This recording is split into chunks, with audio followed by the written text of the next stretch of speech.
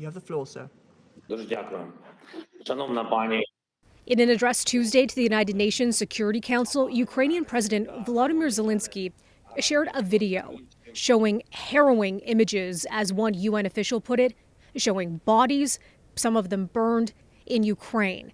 Now, Russia is denying it's behind the atrocities, basically shrugging it off as fake news. A warning, this update is disturbing. A day after touring Bucha, Zelensky, who says at least 300 civilians were killed here, now fears the number of casualties may be much higher in other Ukrainian towns. He told the UN's emergency meeting there is not a single crime that Moscow would not commit, before listing alleged horrors carried out by Russian forces and showing shocking footage of slaughtered civilians.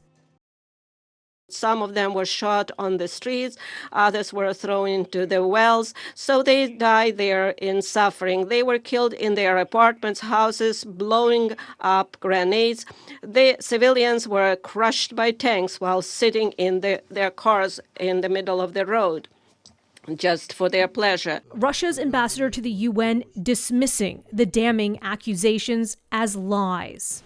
And the Russian foreign minister says graves and corpses had been staged by Ukraine.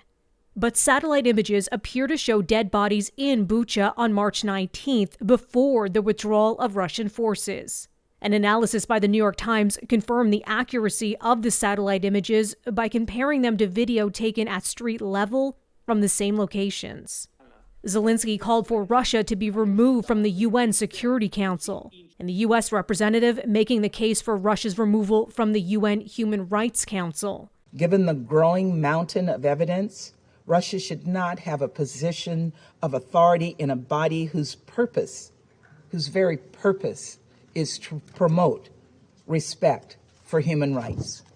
Support coming from Canada's Foreign Affairs Minister Mélanie Joly, who tweeted, Russia must be suspended from the UN Human Rights Council. With ongoing reports of heinous acts of violence and war crimes at the hands of Russian forces, Russia's utter disregard for human rights could not be any clearer. More Western sanctions against Russia are in the works, the EU proposing a ban on Russian coal. NATO warns Moscow is not giving up its offensive in Ukraine. In the coming weeks, we expect a further Russian push in the eastern and southern Ukraine to try to take the entire Donbass. And the top American military officer is pushing for more U.S. troops in Eastern Europe. We are witness to the greatest threat to peace and security of Europe and perhaps the world in my 42 years of service in uniform. He adds the Russian invasion is threatening to undermine global peace and security. Melissa Duggan, City News.